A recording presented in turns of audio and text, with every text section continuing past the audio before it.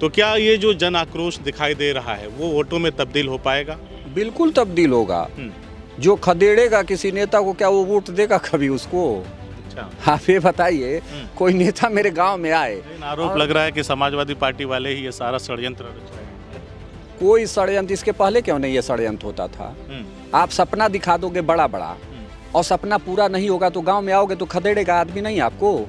अमित शाह जहां दरवाजे दरवाजा पर्चा बांट देते हैं वहां सरकार इनकी नहीं बनती है, और दरवाजे दरवाजा पर्चा बांटने का काम अमित शाह ने शुरू कर दिया है पश्चिम उत्तर प्रदेश में। पश्चिम उत्तर प्रदेश साफ है, कहीं कोई नहीं है। और जैसे पूर्वांचल में आएंगे ना वो तूफान बन जाएगा।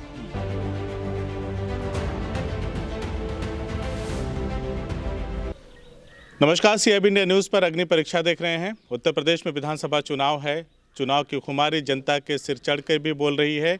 वहीं तमाम जो नेता हैं, जो प्रत्याशी हैं, वो भी चुनावी मैदान में हैं और अपनी अपनी जीत का दावा कर रहे हैं। कुशीनगर जिले में है और कुशीनगर विधानसभा 333 के समाजवादी पार्टी के प्रत्याशी राजेश प्रताप राव उर्फ बंटी भैया हमारे साथ हैं। बातचीत करेंगे इनसे और जानने की कोशिश करेंगे कि जिस तरह से सत्ता पक्ष का दावा है, यानी भारतीय जनता पार्टी का दावा है कि एक बार फिर सत्ता में वापस आएंगे, 300 के पार जाएंगे, वहीं इनके पार्टी के जो सुप्रीमो हैं, सपा सुप्रीमो अखिलेश यादव लगातार दावा कर रहे हैं कि इस बार जनता पूरी तरह से भारतीय जनता पार्टी को नकार करके उत्तर प्रदेश में विकास करने वाली, काम करने वाली सरकार को चुनेगी। तो देर न करते हुए इनसे बातचीत करेंगे और जानने की कोशिश करेंगे कि इनके मुद्दे क्या हैं, स्थानीय जनता के जो मुद्दे हैं, जो समस्याएं हैं, उस पर इनकी कितनी नज़र है और कितना आशान्वित है, पार्टी का आशीर्वाद मिल गया है, जनता के बीच जा रहे हैं, या जो जनसंपर्क ये कर रहे हैं उससे जनता को क्या संदेश दे रहे हैं, जनता का क्या फीडबैक मिल रहा है, उस पर इनसे बातचीत करेंगे। सबसे पहले स्वागत है और सपा ने आपको प्रत्याशी बनाया है, इसकी शुभकामनाएं हमारी तरफ से आपको बहुत बहुत धन्यवाद और आपके चैनल को भी बहुत बहुत। नाम बड़ा लंबा है, तो राजेश प्रताप राव कहें या बंटी भैया? देखिए, पूरे कुशीनगर की जनता का मैं भैया हूँ। अच्छा। चाहे बुजुर्ग हो या नौजवान हो या बच्चा हो, मैं 3 पीढ़ियों का भैया हूँ, अल्टीमेट भैया। तो चलिए, ये ज़्यादा सुटेबल, हम बंटी भैया ही कह लेते हैं आपको। तो आपको पार्टी ने टिकट दिया है और यहाँ से 2012 में सपा के विधायक चुने गए थे जब मुलायम सिंह की लहर थी, पूर्ण बहुमत से सरकार बनी थी, अखिलेश जी मुख्यमंत्री बने थे। उसके बाद 17 में पार्टी चुनाव हार गई और यहाँ से भाजपा के विधायक चुने गए। एक बार फिर चुनाव है, आप मैदान में हैं, तो क्या लग रहा है इस बार का समीकरण क्या कहता है, कुशीनगर की जनता क्या कहती है? देखिए, कुशीनगर ही नहीं बल्कि पूरे प्रदेश की जनता इस बार यह कह रही है कि जिन मुद्दों के आधार पे भारतीय जनता पार्टी की सरकार पिछली बार बनी थी, उन्होंने कहा था कि देश में हमारी सरकार है, हमारी सरकार को प्रदेश में बना दीजिए, हमारा डबल इंजन की सरकार होगी तो विकास की गति दूना होगी। विकास कैसे, कहाँ से होता है? विकास होता है पहला शिक्षा, दूसरा होता है स्वास्थ्य, तीसरा होता है रोजगार, चौथा होता है सुरक्षा। इंफ्रास्ट्रक्चर भी इन्हीं सब चीज़ों में जुड़ा हुआ है। आप 5 साल के डबल इंजन की कार्यकाल को उठा लीजिए। कुशीनगर जिले से ही हम शुरू करना चाहते हैं। शिक्षा के क्षेत्र में कुशीनगर के जिले में एक नए विद्यालय बना दीजिए जिसमें पढ़ाई हो रही हो। उन लोगों ने ये बहुत कहा होगा कि ये शिलान्यास किया, वो शिलान्यास किया। शिलान्यास का क्या मतलब होता है? चुनाव आया, आप 4 ईंट रख के शिलान्यास की घोषणा कर दें, उसका कोई मतलब नहीं होता है। जब डबल इंजन की सरकार आई, कुशीनगर जिले और कुशीनगर विधानसभा में एक कोई नए कॉलेज, प्रोफेशनल कॉलेज हों चाहे एकेडमिक कॉलेज हों, आप कुशीनगर जिले में आप देख लीजिए, एक कॉलेज खोलने का काम इन्होंने नहीं किया। समाजवादी पार्टी की सरकार थी तो सरकार बनते ही एक पॉलिटेक्निक, और अभी आप हित्तीमपुर चले जाइए तो एक बड़ा सा ITI कॉलेज, टेक्निकल स्कूल खोलने का काम किया गया। हमारी सरकार बनी तो सरकार बनते ही माननीय अखिलेश यादव जी ने जो गोरखपुर का मदन मोहन मालवीय इंजीनियरिंग कॉलेज था उसको टेक्निकल यूनिवर्सिटी बनाने का काम किया। तो शिक्षा के क्षेत्र में जीरो, कोई काम नहीं किया इस डबल इंजन की सरकार ने। स्वास्थ्य के क्षेत्र में अभी आपने देखा कोरोना काल में हजारों लोग ऑक्सीजन के अभाव में मर गए। यहाँ तक कि देश की आज़ादी के बाद पहली घटना ऐसी देखने को हम लोगों को मिली कि लोग मरना शुरू हो गए कि गंगा में लाशें फेंकी जाने लगी। हिंदू धर्म की ये मान्यता है कि हम अपने मृत शरीर को जलाते हैं, पंचतत्व में विलीन करते हैं। क्षितिजल पावक गगन समीरा, वो जो क्षितिजल पावक गगन समीरा से जो हमारा शरीर बन है, हमारा सनातन धर्म ये कहता है कि हम उसको उसी तरह मिला दें। लेकिन ये सनातन धर्म के भी नहीं हुए, हिंदू धर्म का नाम लेते हैं। हमारे जो लोग मर गए उनको दफनाना पड़ा, उनको नदियों में फेंकना पड़ा। इस स्तर पर इस देश को लाके इन्होंने रखने का काम किया। हेल्थ के क्षेत्र में कोई काम इन्होंने नहीं किया। रोजगार का आप उठा लीजिए, 47 साल के इतिहास में सबसे बड़ा बेरोजगारी दर हिंदुस्तान के अंदर में है। 3 करोड़ पर साल, 3 करोड़ ये डबल इंजन की सरकार ने कहा था कि हर साल 3 करोड़ नौजवानों को नौकरी देंगे। 3 करोड़ नौजवानों को नौकरी देने की बात छोड़ दीजिए, 3 करोड़ नौजवानों की नौकरी हर साल ये खा गए। नई नौकरी सृजन नहीं हुआ और जो पुरानी नौकरियां थी वो खा गए। रोजगार के क्षेत्र में कुछ नहीं किया तो किया क्या, किस लिए लोगों ने? इसलिए पूरे प्रदेश की जनता आज के डेट में माननीय अखिलेश यादव जी की तरफ देख रही है। आपसे एक सवाल लेना चाहूँगा कि जैसे आपने कहा कोरोना काल की बात आपने कही, नदियों में या उसके तटों पर लाशें फेंक दी गई, उनको जो दाह संस्कार का जो हमारा तरीका है उसको कहीं भी फॉलो नहीं किया गया। और जो आपने बताया कोरोना काल में जो त्रासदी हुई, लोग चल के आए दूसरे प्रदेशों से, जो उत्तर प्रदेश के और बिहार के कामगार मजदूर थे, प्रवासी भारतीय। तो मैं ये जानना चाहता हूँ आपसे कि जनता कितना याद रखती है इन चीज़ों को, भूलती बड़ी जल्दी है।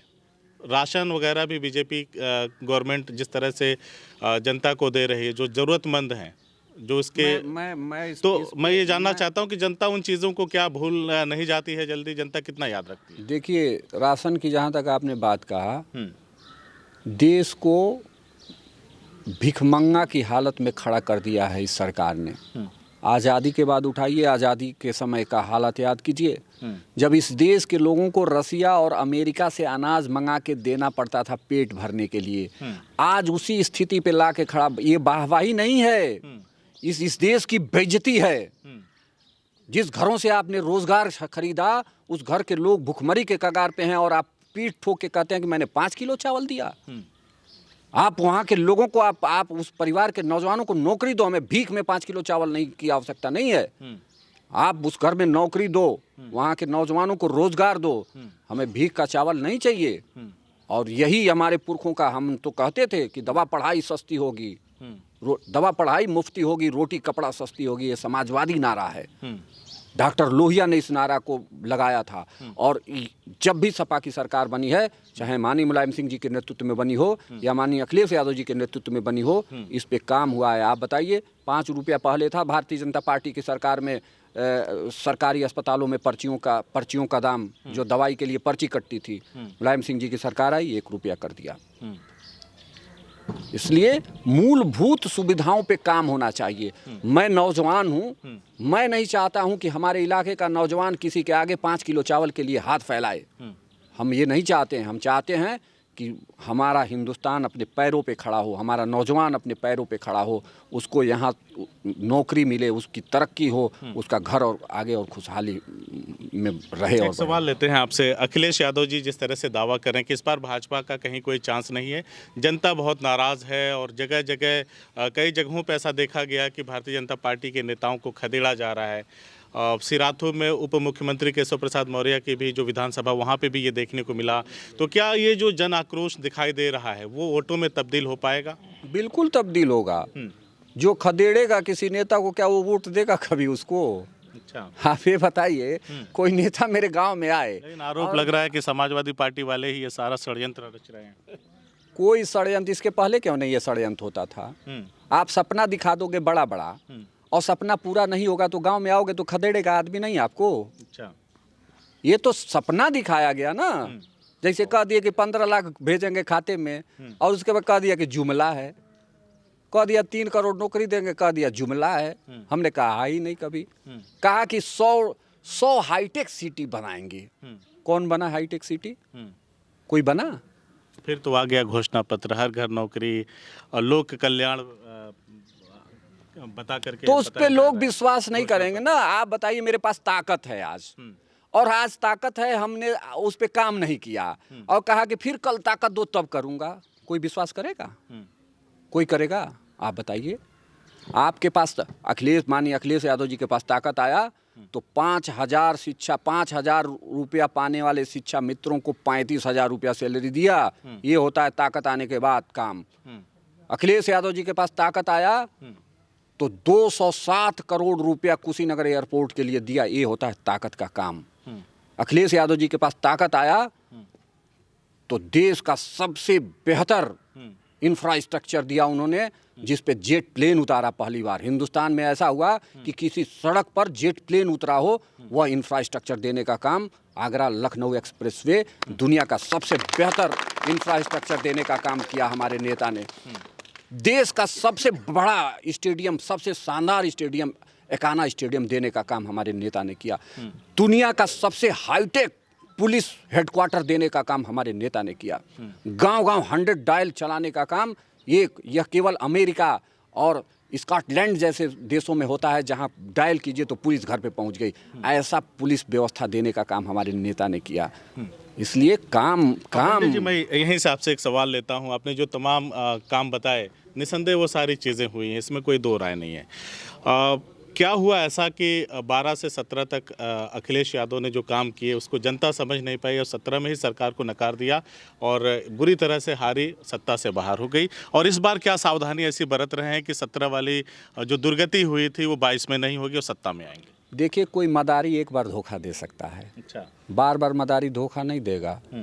प्लास्टिक फेंक के मदारी कहता है अभी सांप बनाएंगे, सांप बनाएंगे, और अपनी पुड़िया बेच के चला जाता है और फिर दोबारा वो कचहरी में नहीं आता है, दूसरे कचहरी में पकड़ लेता है, क्योंकि लोग जान गए होते हैं कि ये सांप नहीं बनेगा।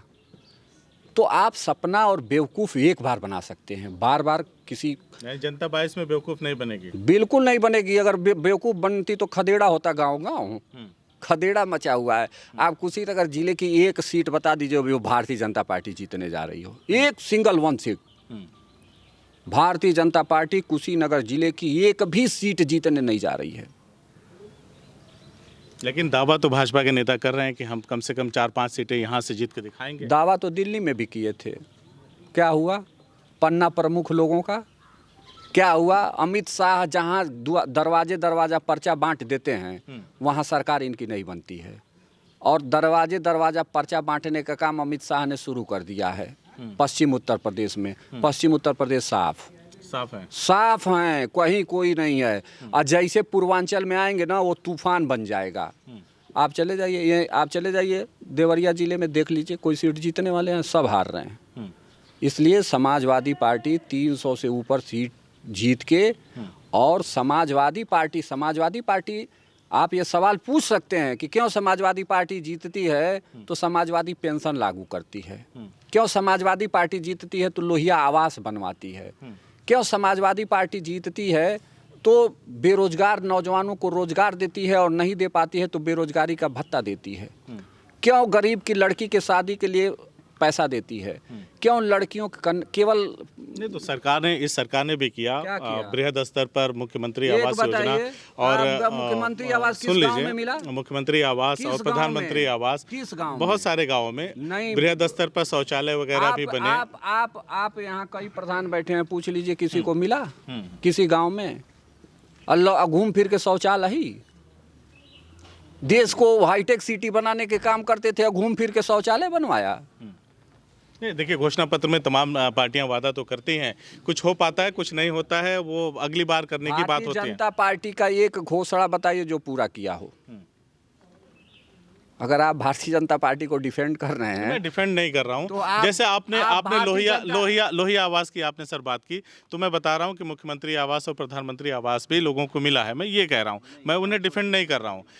दूसरी बात, जो सच्चाई है, शहरी आवास के अलावा गांव में कोई आवास नहीं मिला है, केवल शहरों में आवास मिला है। प्रधानमंत्री जो आवास योजना है वो शहरों के लिए है, गांव के लिए नहीं है। किसी गांव में लोहिया आवास जैसा समकक्ष योजना नहीं आया। हमारे नेता ने पहले वृद्धा विधवा पेंशन होता था, वृद्धा विधवा पेंशन में एक क्राइटेरिया तय थी। उस क्राइटेरिया में जो लोग आते थे उनको मिलता था और नहीं मिलता था, ढेर सारे गरीब लोग छूट जाते थे। इस पीड़ा को माननीय अखिलेश यादव जी ने समझा और उन्होंने लोहिया पेंशन किया। गांव गांव, एक एक गांव में 600, 700, 800, 1,000 पेंशन हुआ। आज सारे पेंशन बंद कर दिए गए। नौजवानों को रोजगार दिया, नहीं दे पाया बेरोजगारी का भत्ता दिया। बाबा जी ने कहा था हम लैपटॉप बांटेंगे, बांट दिया क्या? नौजवानों को लैपटॉप दिया, कन्या विद्याधन दिया, बच्चियों को बेटी पढ़ाओ बेटी बचाओ, खाली नारे से बेटी पढ़ेगी। हमारी सरकार ने हाई स्कूल पास की बेटी तो साइकिल दिया, इंटर पास की बेटी तो साइकिल दिया। 4-4 किलोमीटर 5-5 किलोमीटर से बेटियां इंटर कॉलेज में पढ़ने आती थीं, उसको चलने के लिए साइकिल दिया। बेटियां ऐसे पढ़ती हैं, उनको प्रोत्साहित करने के लिए कन्या विद्याधन दिया कि पैसा देंगे तो बेटी पढ़ेगी। गरीब की बेटी के शादी के लिए उन्होंने शादी अनुदान दिया 30,000 रुपये का। चलिए, ये सारी चीज़ें तो हुई हैं। जो भी पात्र हैं वो ज़रूर इस चीज़ को महसूस करते होंगे और कहते भी होंगे जिसके समय में जो मिला। एक सवाल ये है कि जिस तरह से अभी हाल ही में अक्सर लोग दल बदल करते हैं, जिस तरह से अखिलेश यादव जी की पार्टी में स्वामी प्रसाद मौर्य का और दारा सिंह चौहान का जो मंत्री थे भारतीय जनता पार्टी की सरकार में, और वो अपनी पार्टी मतलब 5 साल मंत्री बनने के बाद उन्हें कुछ ऐसा लगा, मौसम वैज्ञानिक लोग उनको बोलते हैं कि उन्हें लगा कि हो सकता है समाजवादी पार्टी की जो लहर चल रही उनको फील हुआ, तो वो समाजवादी पार्टी में चले आए। और आने के बाद मामला ये है कि जो समाजवादी पार्टी के कार्यकर्ता इनकी नीतियों से कह लीजिए लड़ाई लड़े या इनका सामना किया 5 साल तक, अखिलेश जी ने उन्हीं को ला के उनके सिर पर बिठा दिया। कुशीनगर में ही फाजिल नगर से स्वामी प्रसाद मौर्य को टिकट दे दिया, जिनका तमाम विरोध भी हो रहा है। तो आपको लगता है कि अखिलेश जी का ये फैसला कहीं ना कहीं पार्टी के जो एक प्रचंड लहर जैसी चल रही थी उसमें अवरोध जैसा काम कर रहा है? मुझे ऐसा नहीं लगता है। देखिए, आखिर इन्हीं लोगों ने तो 5 साल अखिलेश का भी विरोध किया, अखिलेश के नेताओं कार्यकर्ताओं का विरोध किया। आखिर ये कौन सा समाजवाद है कि उन्हीं को लाके अखिलेश जी ने अपने सिर पर बिठा लिया, अपने उन कार्यकर्ताओं के सीने पे बिठा दिया जिन्होंने इनका सामना किया? ये तो आपको भारतीय जनता पार्टी से पूछना चाहिए। बिठाया तो अखिलेश जी ने ना। आप भारतीय जनता पार्टी आरपीएन सिंह बैलगाड़ी चलाए उनके खिलाफ, डीजल पेट्रोल के मूल्य की वृद्धि के खिलाफ, आरपीएन सिंह को शामिल करा के उनके एक साथी को टिकट दे दिया। तो देखिए, राजनीति यहाँ मैं स्वामी प्रसाद मौर्य और अखिलेश जी की बात कर रहा हूँ। नहीं, देखिए, राजनीतिक पार्टी है, साम दाम दंड भेद। राजनीति में अगर हमारे वैचारिक दृष्टिकोण से वह पुराने सोशलिस्ट हैं। उनकी राजनीतिक शुरुआत समाजवादी पार्टी से हुई। अगर उनके बैकग्राउंड को उठाकर आप देखिएगा, वो पुराने सोशलिस्ट हैं, उनकी विचारधारा हमसे मिलती जुलती है। वह भारतीय जनता पार्टी में मंत्री भले रहे, लेकिन कभी भारतीय जनता पार्टी के विचारधारा को एक्सेप्ट नहीं किया उन्होंने। कभी उनका भाषण उठा लीजिए, कहीं भी उनका भाषण सेकुलरिज्म पे आधारित रहा है। उनकी कभी किसी भी पब्लिक मीटिंग को, गैदरिंग में जो पब्लिक मीटिंग हुई हो, उनको उठा लीजिए, उनकी मीटिंग। उन्होंने हमेशा जो समाजवादी पार्टी की सोच है कि गैर बराबरी को खत्म किया जाए, समतामूलक समाज की स्थापना किया जाए। आपको लगता है कि स्वामी प्रसाद मौर्य या दारा सिंह चौहान जैसे नेताओं के आने से समाजवादी पार्टी मजबूत हुई है? बिल्कुल मजबूत हुई है। बगावत भी हो रहा है साथ ही साथ? नहीं, बगावत कहाँ हो रहा है, कोई बगावत। क्षेत्र के एक बड़े नेता हैं इलियास अंसारी, 35 साल तक समाजवादी पार्टी के लिए जी जान लगा के काम किया और फिर उनका टिकट कट गया, स्वामी प्रसाद मौर्य को दे दिया गया। जबरदस्त विरोध हो रहा था। देखिए, 1-2 दिन का विरोध था और सारे लोग मान गए, सब लोग साथ चल रहे हैं, कहीं कोई विरोध नहीं है।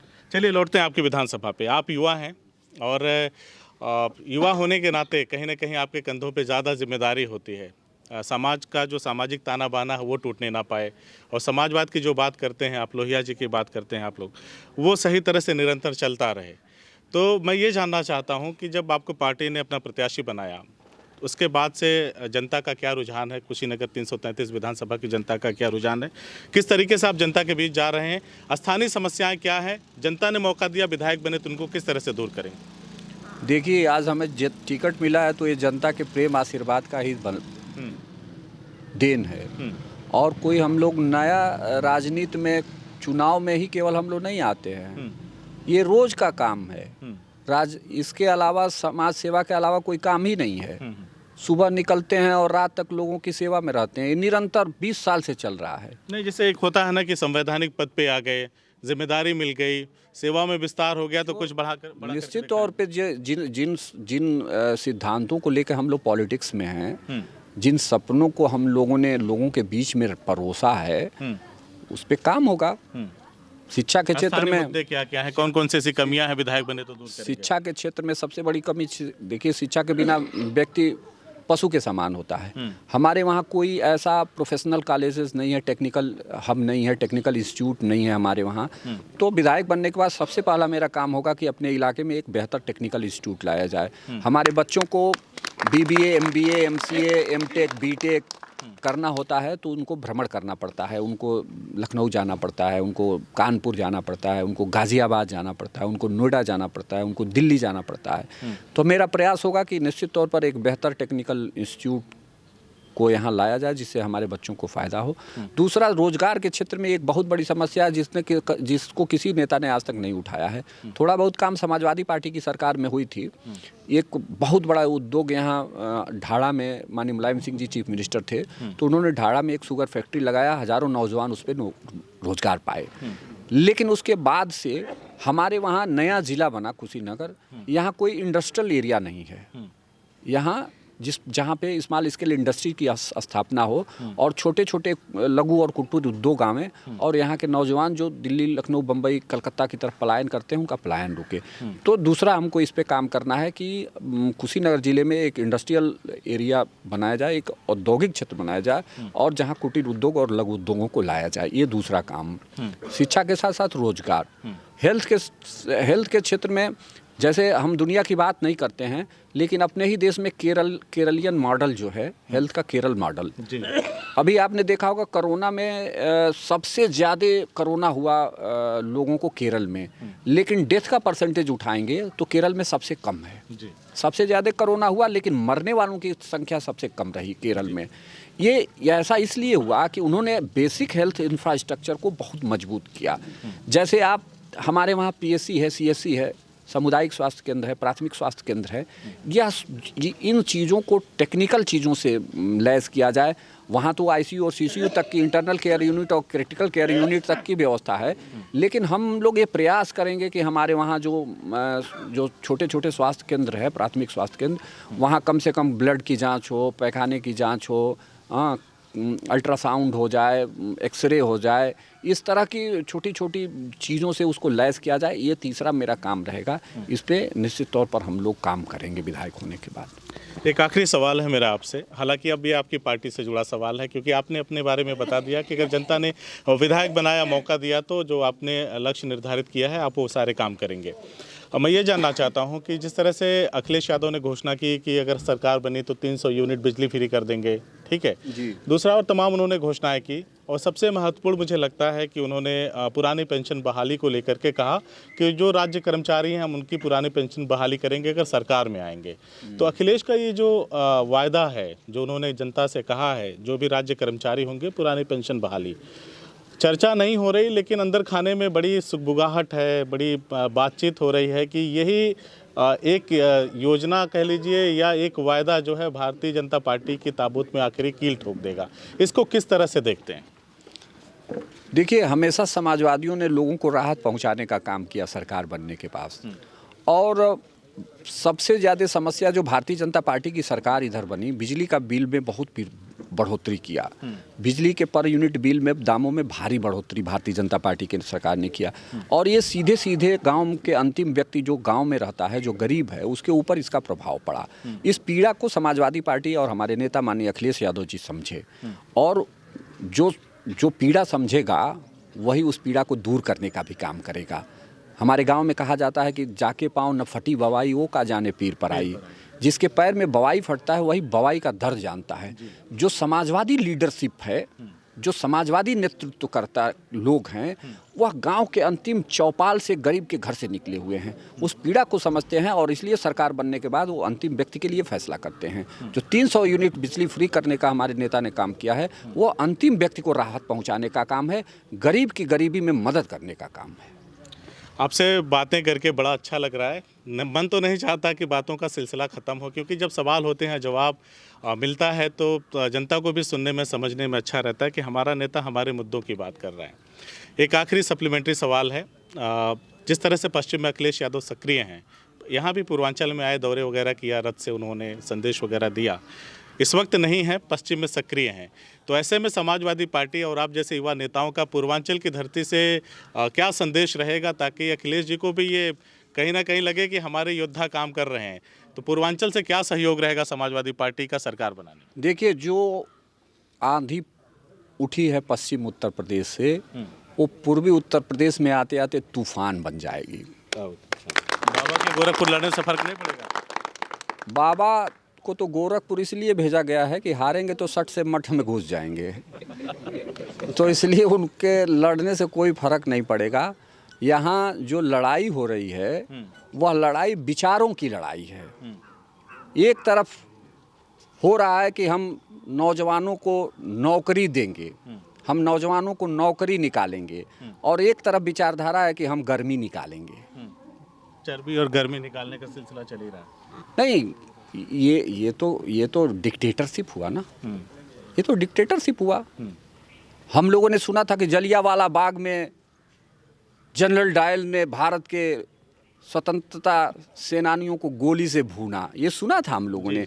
लेकिन इस सरकार में देखा कि किसानों के ऊपर एक मंत्री का बेटा कार रौंदते हुए चला जा रहा है। ये लोकतंत्र है, ये डेमोक्रेसी है। और उसके बाद भी भारतीय जनता पार्टी के लोग कहते हैं कि हम लोकतंत्र को जिंदा करने के लिए आए हैं। क्या लोकतंत्र में ऐसा होता है? अपने ही देश के लोग जो अपने मुद्दों पे आंदोलन कर रहे हो, उनके ऊपर एक मंत्री अपना गाड़ी रौंदते हुए चला जाता है और दर्जनों लोग मर जाते हैं। यह डेमोक्रेसी नहीं हो सकती है, यह प्रजातंत्र नहीं हो सकता है, यह लोकतंत्र नहीं हो सकता है। इस लोकतंत्र को राजशाही में परिवर्तन करने का काम भारतीय जनता पार्टी करने जा रही है, और उसका जवाब 10 तारीख को मिलेगा। 10 मार्च को मिल जाएगा। बिल्कुल मिलेगा। तो ये हैं बंटी भैया, जो लोकल में बंटी भैया के नाम से फेमस हैं, और इन्होंने कहा कि मुझे 3 पीढ़ियों के लोग बंटी भैया ही बुलाते हैं। उनके लिए सहज और आनंददायक होता है, नाम से नहीं बुलाते हैं, बंटी भैया के नाम से बुलाते हैं। इनसे हमने हर एक मुद्दे पे बातचीत की और बड़े तफसील के साथ इन्होंने हमारे हर एक सवाल का जवाब दिया। बीच में इन्होंने एक बात कही कि मैं भाजपा को डिफेंड कर रहा हूँ। तो दरअसल बात ये होती है कि जब कोई अच्छा नेता मुद्दों की बात करता है, ज़मीनी चीज़ों को लेकर के बात करता है, तो हमारी कोशिश होती है कि उससे और हम समझने की कोशिश करें जनता के मुद्दों को। हम ना तो सरकार का पक्ष रखने के लिए आए हैं, ना ही विपक्ष को यहाँ पे राजनीति में सेटल करने आए हैं, क्योंकि आप जैसे लोग अपने दम पे राजनीति में आते हैं, अपना किरदार आते हैं, उन्हें मीडिया के किसी भी एंगल से सहयोग या सपोर्ट की ज़रूरत नहीं होती है। जनता का पक्ष रखने के लिए हम ऐसे नेताओं के पास आते हैं, ताकि हम जनता के मुद्दों को समझ पाएँ, जनता के लिए इनके मन में चल क्या रहा है उसे समझ पाएँ। वरना देश आज़ाद होने के बाद तो लोग गरीबी ही तब से हटा रहे हैं, लेकिन गरीबी कितना हद तक हट पाई है ये जानना बेहद दिलचस्प है, क्योंकि गरीबी का जो रेशियो दिन ब दिन बढ़ते जा रहा है अपने देश में, और गरीब तेज़ी से होते जा रहे हैं। जो अमीर हुए तो वो भी गरीब हो गए।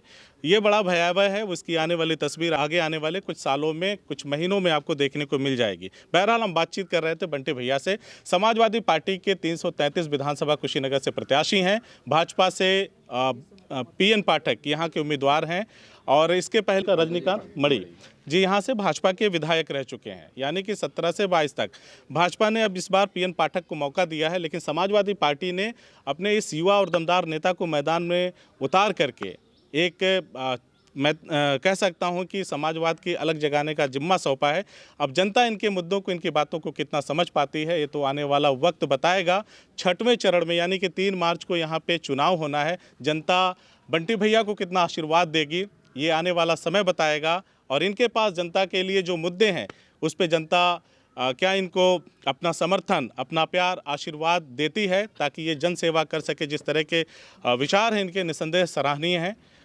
चलते हैं कहीं और, किसी और जन नेता से, जनप्रतिनिधि से, प्रत्याशी से जनता के मुद्दों की बात करते हैं।